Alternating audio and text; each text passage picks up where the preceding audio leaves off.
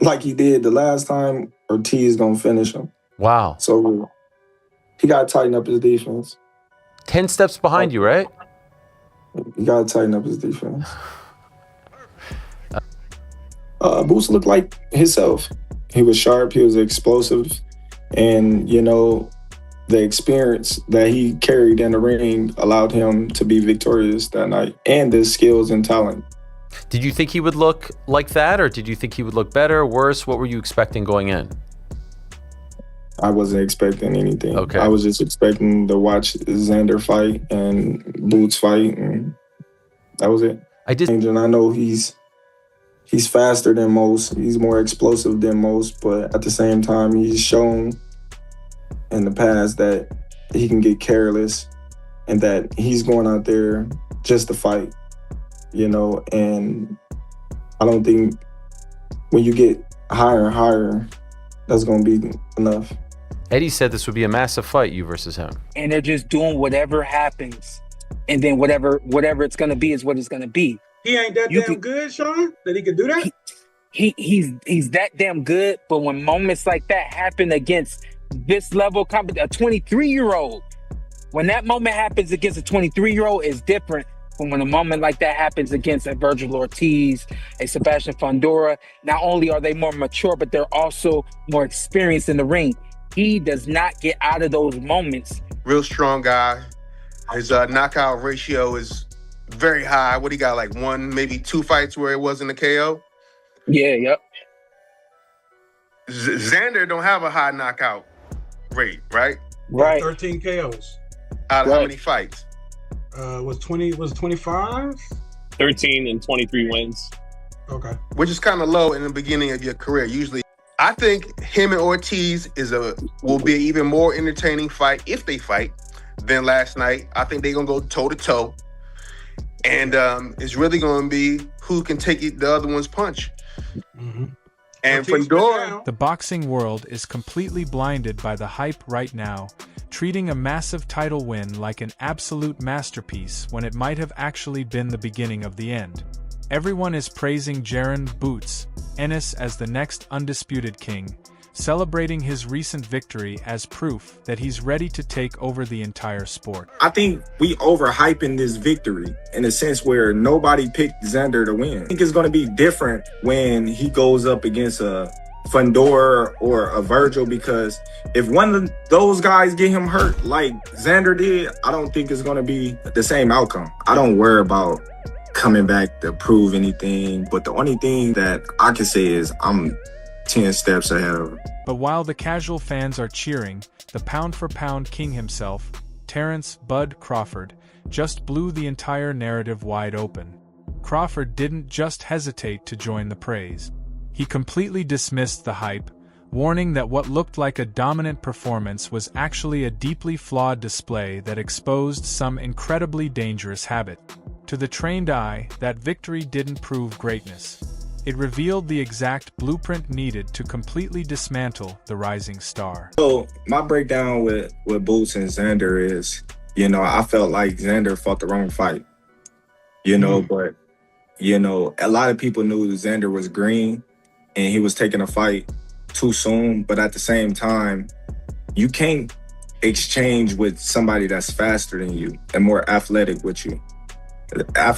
you. So I thought that was the wrong game plan in his own right. You know, Boots is more faster, sharper, especially in the exchanges.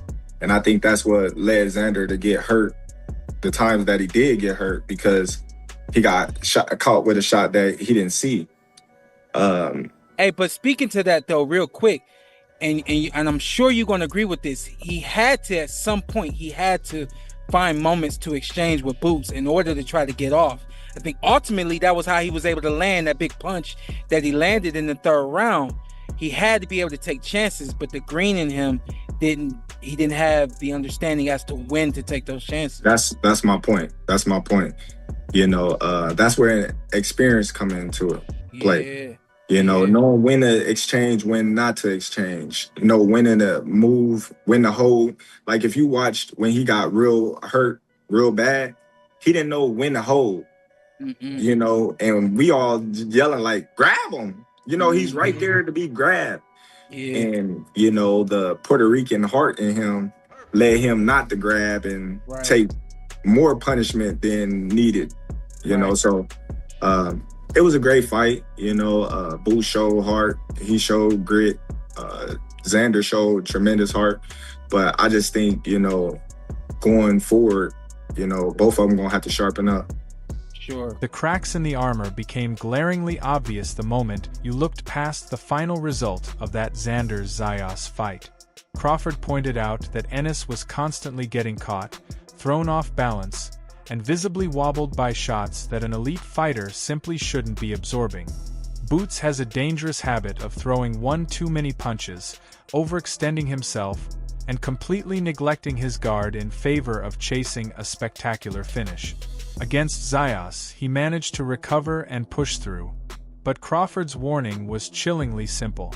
If a legitimate world-class finisher catches Ennis with those exact same clean shots, the referee won't be raising his hand at the end of the night.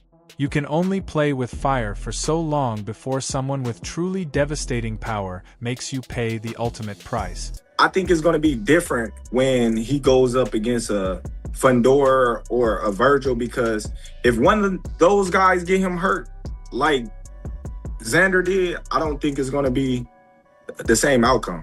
That brings us to the ultimate nightmare matchup that Crawford believes will eventually ruin Ennis's perfect record.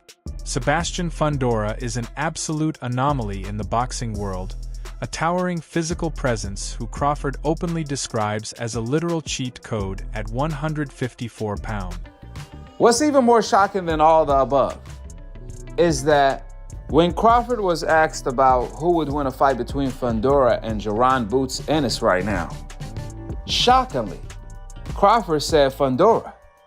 He believes Fundora is a cheat code at 154 and he can beat Jaron Ennis. That he believes he will beat Jaron Ennis. And that's a mega fight. That's a huge fight. But I must say, I'm shocked by Crawford's response to the question picking Fundora over Jaron Ennis. Remember, Fundora was knocked out by Mendoza not too long ago, so clearly Crawford was impressed by Fundora's performance against Keith Thurman. And when Crawford was being asked about, do you regret not fighting Keith Thurman at 147, he said no. And that's a silly question because Keith Thurman didn't want to fight Bud at 147. For like years, Top Rank tried to make the fight, and no one wanted to see Bud Crawford in general. But now everyone want to talk. What's funny, everyone was ducking Bud. But the ones that didn't, they ended up finding out what time it is, why he was being... Fundora isn't just a giant. He has drastically evolved his style to weaponize his massive reach and a devastatingly sharp jab that keeps opponents trapped on the outside.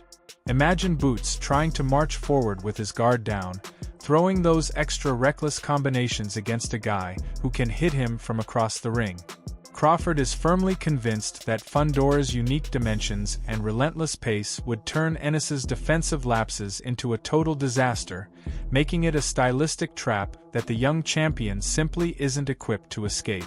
You talked about Boots and Virgil, but what do you think about Boots and Fundora after that performance? I'm saying, yeah. I wouldn't rush to that. In that fight too?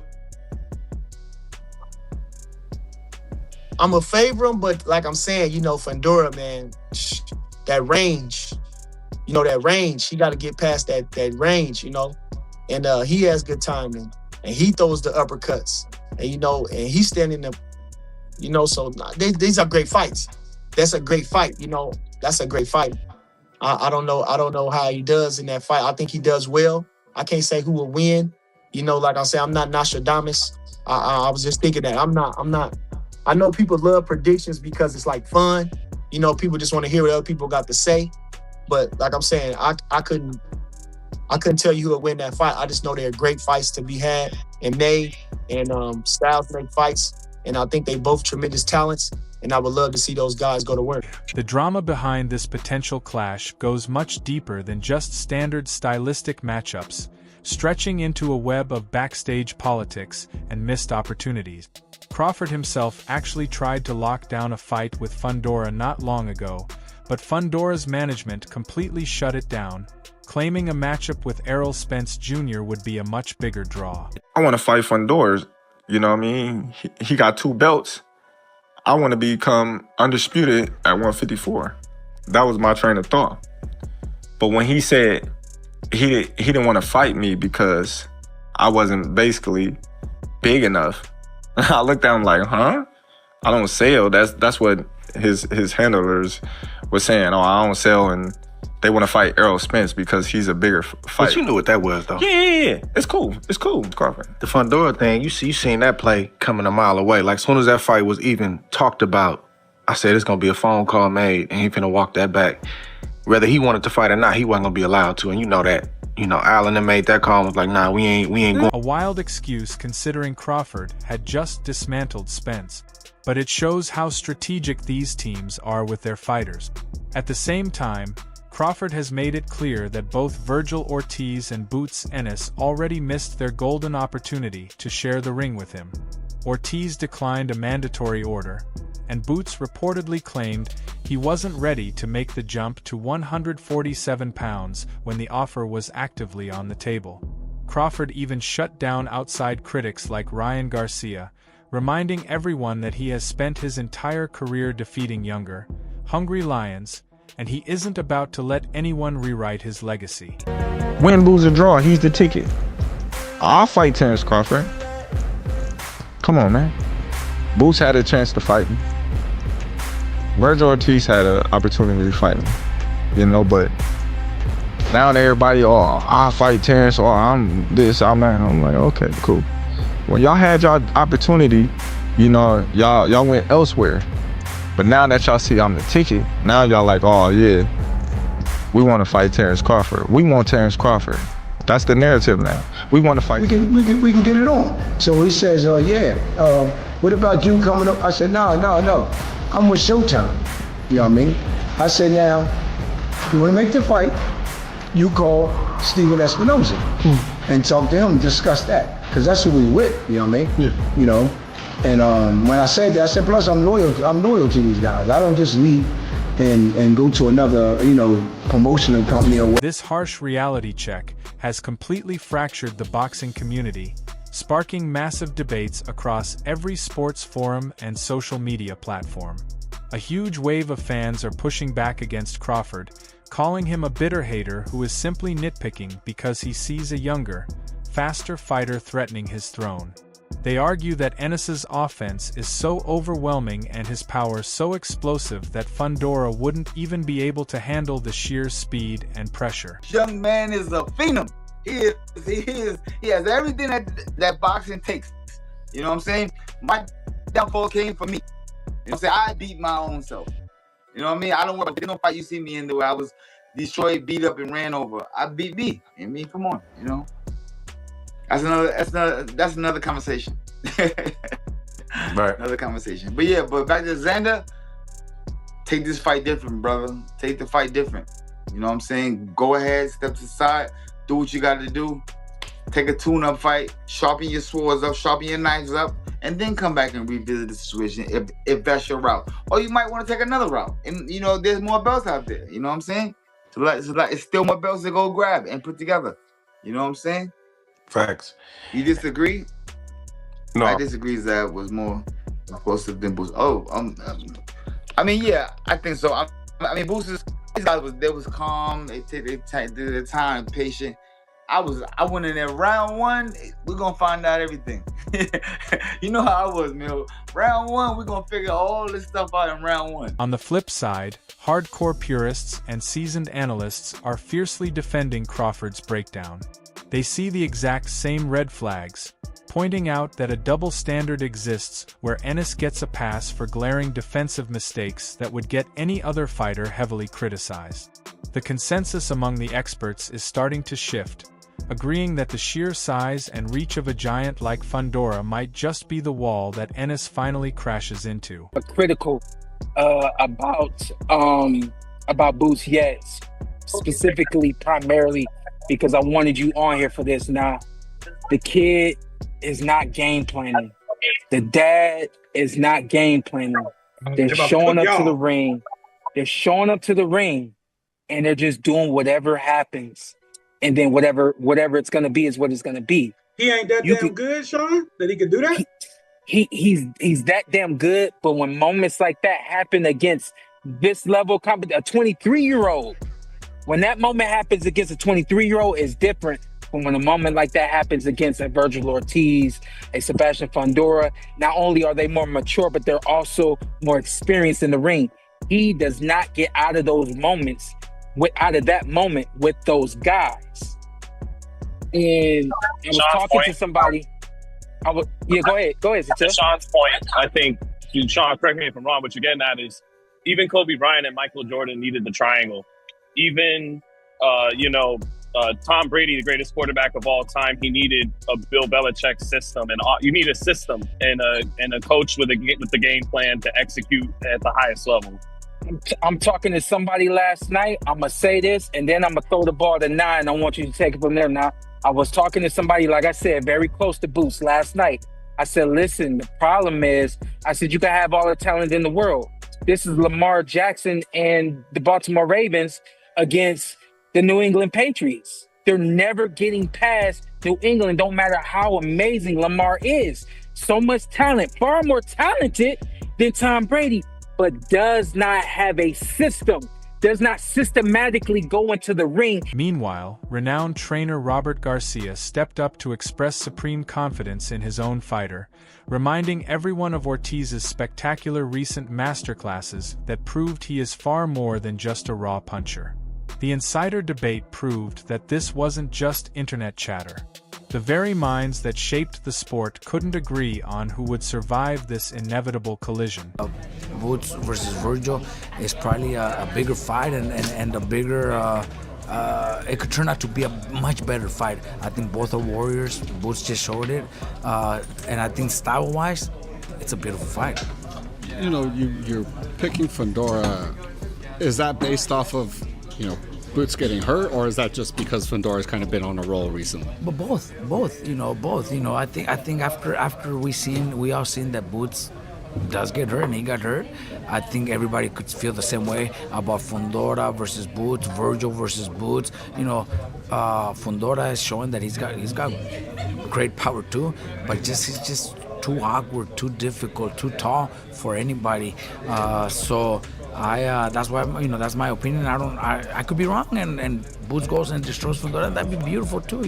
He's in boxing. He's a great name for boxing. Great fighter that could become the next big superstar also. But look, I have Virgil in the same weight division. So obviously we have to also push for that. Because ultimately, this leaves Boots Ennis standing at a massive crossroads in his career with an ominous warning hanging over his head.